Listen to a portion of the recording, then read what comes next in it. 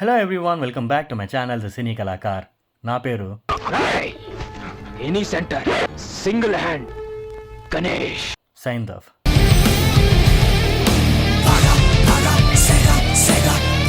చాలా ఏళ్ళైంది వెంకటేష్ గారిని ఇలా ఒక ఇంటెన్స్ అండ్ యాంగ్రీ రోల్లో చూసి. 96లో వచ్చిన ధర్మచక్రం అండ్ 98లో వచ్చిన గణేష్ మూవీస్ తర్వాత 2024లో సైందవ్. ఒక్కసారి ట్రిగర్ నొక్కాక బుల్లెట్ సీదా టార్గెట్ రీచ్ అవ్వాల్సిందే. అసలు no nonsense character writing and ఆయనకి ఇలాంటి పాత్ర ఇస్తే వచ్చే రిజల్ట్ మామూలుగా ఉండదు. దిల్ ఖుష్ అండి. అసలు one of the most satisfying experience that an actor playing a role of his age with an outstanding conviction.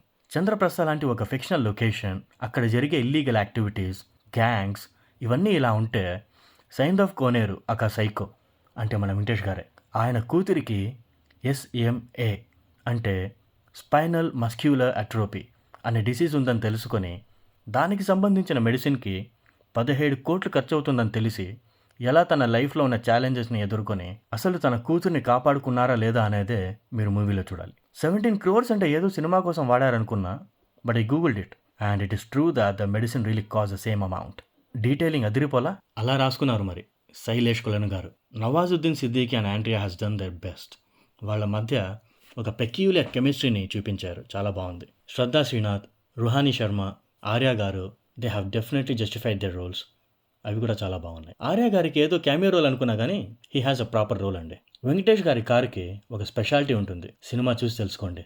Shailesh Kolanu గారు ఐ లవ్ యూ అండి. ఈయన స్టోరీస్లో రైటింగ్ స్టేజ్ ఉంటే సినిమా రిజల్ట్ని మనం గెస్ చేయొచ్చు.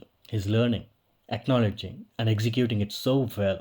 Character and character environment writing was so natural and engaging. I just love everything about his cinematic vision. Don't miss Saindhav in theaters and I'll come again with another video. మరి వెళ్ళొస్తానండి.